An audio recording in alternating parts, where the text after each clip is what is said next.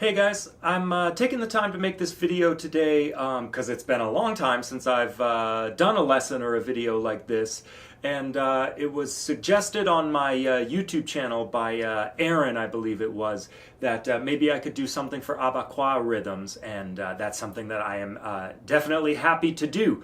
Unlike most of my videos, I'm not going to spend a long time today sort of, giving context or history of this music. For those of you who don't know, the Abakua is a secret society for men within Cuba, which has its own religious aspects, certainly its own music and its drums, and its own language as well.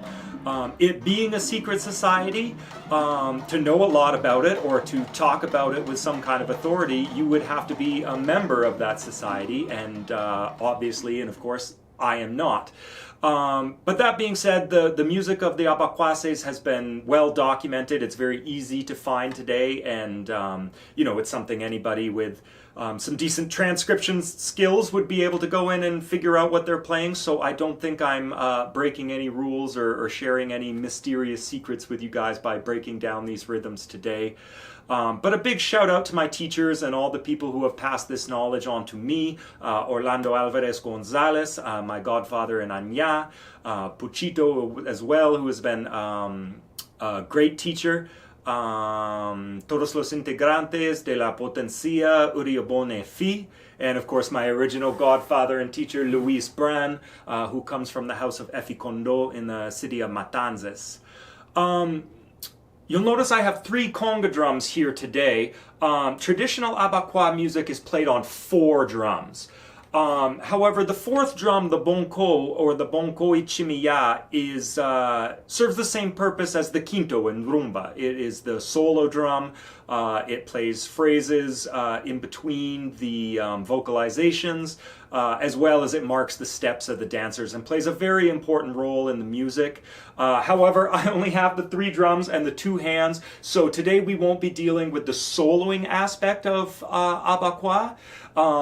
Again, I could, do probably a whole series of videos just about the bonko and the solo improvisations and its influence on later styles like the rumba.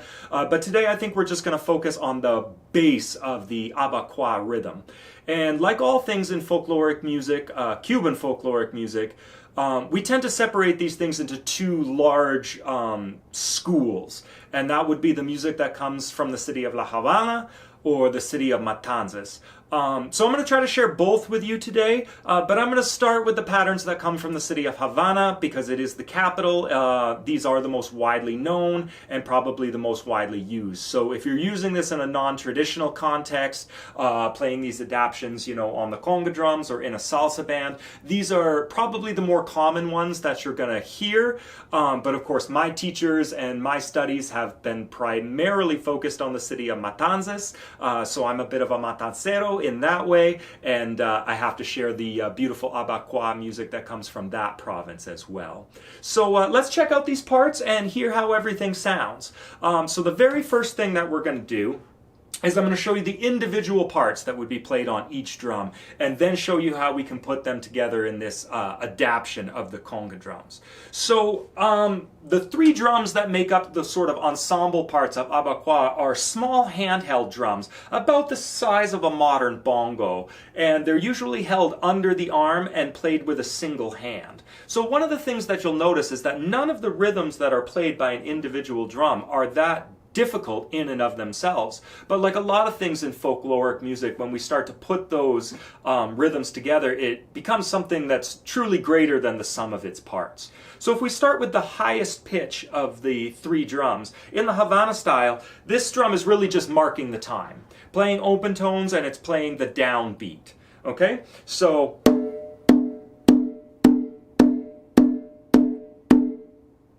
now we're going to move to the lowest pitch of the 3 ensemble drums. And this part is one that's a little bit trippy, because if you don't hear it in exactly the right way, you can get fooled into thinking that this is the downbeat. But it actually is the second partial of the triplet. For anyone that's into, say, the bata drums or things like that, this is very similar to what would be played on the left hand of the totale.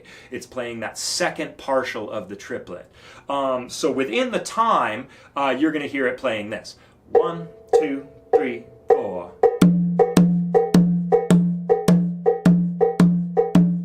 And in the actual part itself, to just make it a little bit hipper, they usually alternate a series of muffled tones and open tones. And that would sound like this.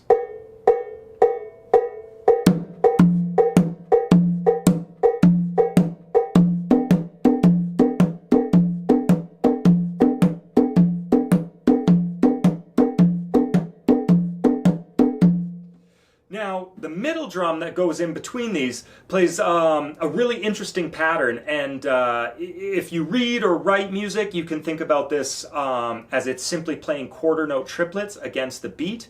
If you don't read music, you can definitely hear this, but what it's going to be is an alternating cycle of 3. So it's going to play a bass tone in the middle and an open tone on the end. And because that's a 3-note grouping, it's going to cycle around the beat, or in this case within the clave. So the first one will go bass, open, and then it'll go open, bass, open. And that would sound like this. 1, 2, 3, 4.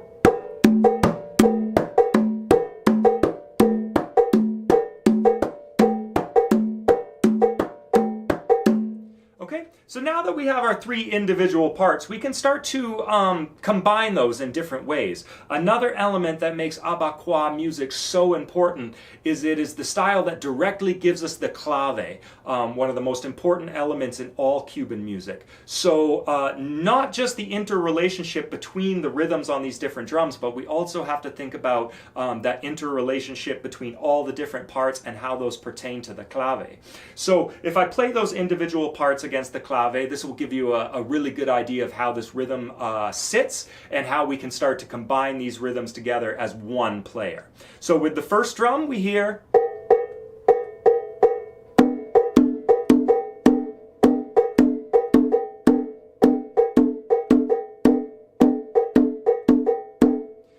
as we get to the second drum, this is going to become a little bit more difficult, but the more we understand the relationship of each individual part to the clave, the easier it's going to be to start to put all of these together into one cohesive rhythm as an individual player. So that second partial of the triplet against the clave, again, it can be a little bit trippy, but it should sound something like this.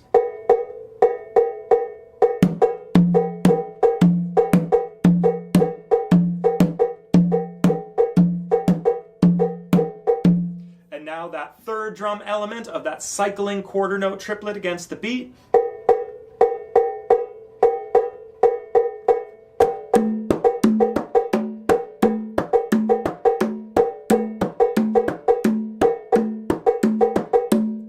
Okay, now saying now put those 3 rhythms together is a little bit easier said than done, but that's really what I try to do in this first stage of the rhythm, is to put in all of the elements that I can. So the only thing that I really change in this is I personally find it a little bit difficult to move from the high drum to the low drum. I can do that and play, but in the speed that I need to get and the context of the music, it's a little easier for me to play both the individual stroke of the highest pitched drum and the muffle that technically should be played on the lowest drum. I do that all on the conga drum here, and that gives me this rhythm.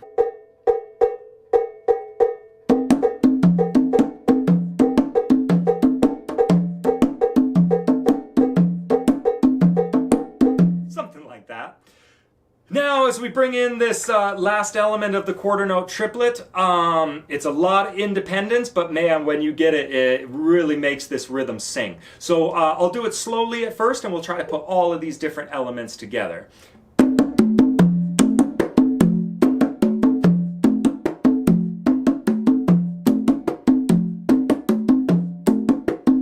And now once again with the clave.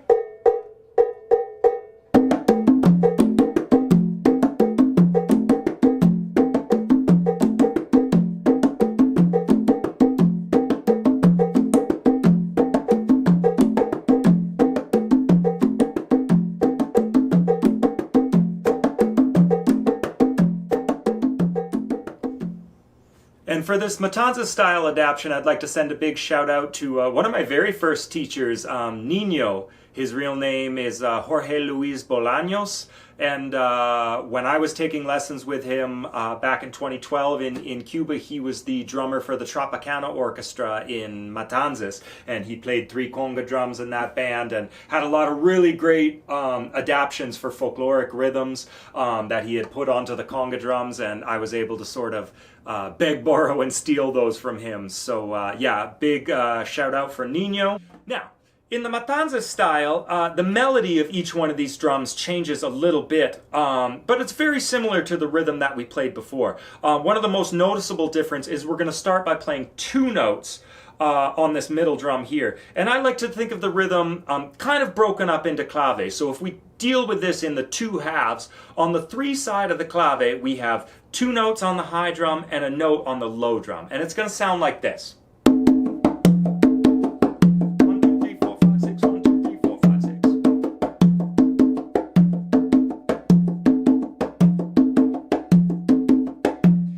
That same rhythm against the clave. You can hear that it's not double-sided. It's exactly the same on the 3 side as it is on the 2 side of the clave. But this is kind of a neat adaptation and something that works really well in all sort of 6/8 feels within the Afro-Cuban tradition. And it will sound something like this.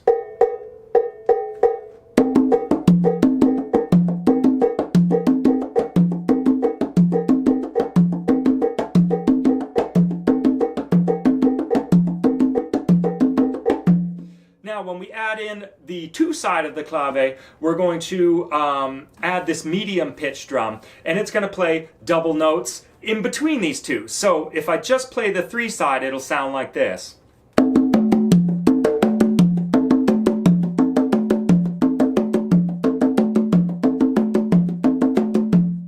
Against the clave.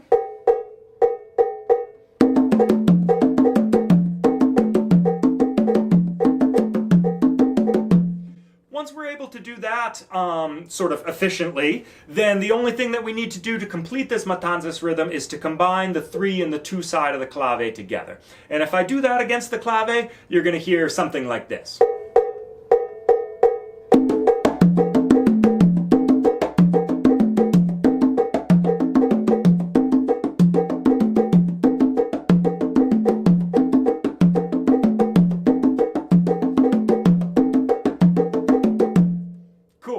So I hope you enjoyed this lesson on the Abakua styles from both the province of La Havana and Matanzas.